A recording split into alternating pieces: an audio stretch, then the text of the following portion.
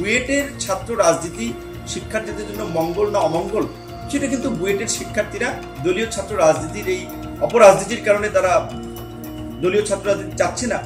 ছাত্রলীগ কেন জোর করে ছাত্র রাজনীতি বুয়েটে ঢুকাতে চাচ্ছে, এটা আমার বোধগম্য নয়।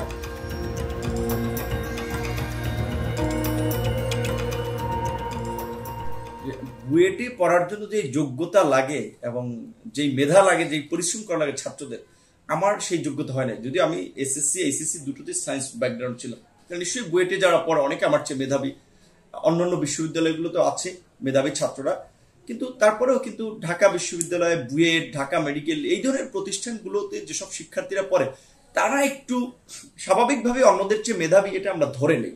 এখন বুয়েটের ছাত্র রাজনীতি শিক্ষার্থীদের জন্য মঙ্গল না অমঙ্গল, সেটা কিন্তু বুয়েটের শিক্ষার্থীরা স্পষ্টভাবেই ব্যাখ্যা করেছে, বিবৃতি দিয়েছে এবং তারপরে ছাত্রদের জনমতের ভিত্তিতে তারা কিন্তু বুয়েটে দলীয় ছাত্র রাজনীতির বিপরীত একটা অবস্থান নিয়েছে।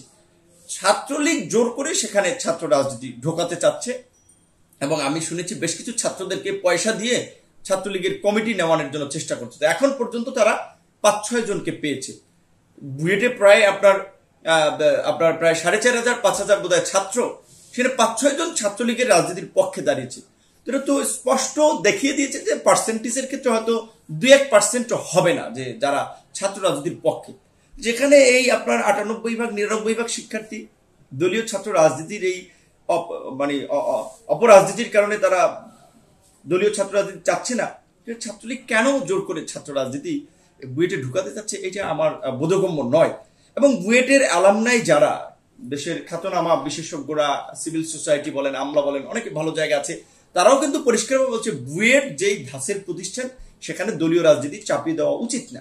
আমি একমত ছাত্রদের সাথে এবং আমিও মনে করি শুধু বুয়েট না, বুয়েট, ঢাকা মেডিকেল, ঢাকা ইউনিভার্সিটি সমস্ত শিক্ষা প্রতিষ্ঠানে দলীয় ছাত্র রাজনীতির পরিবর্তে ছাত্র সংসদ নির্বাচন চালু করা উচিত।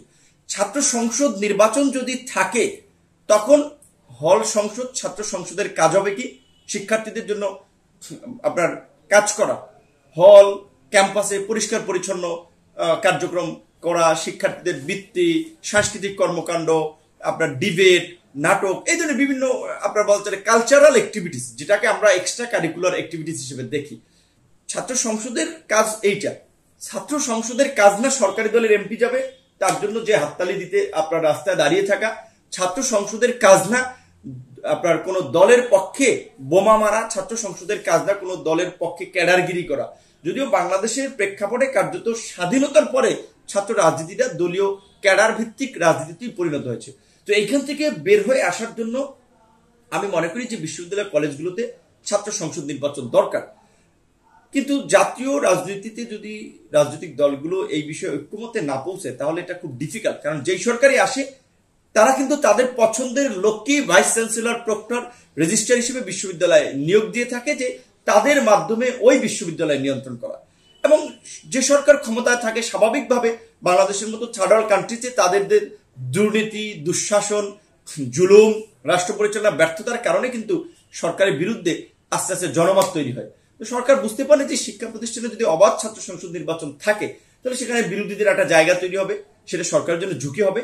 এই কারণে কোন সরকার, বিএনপি যখন ক্ষমতা ছিল তারাও কিন্তু ডাকসু কিংবা ছাত্র সংসদ নির্বাচন পক্ষে ছিল না।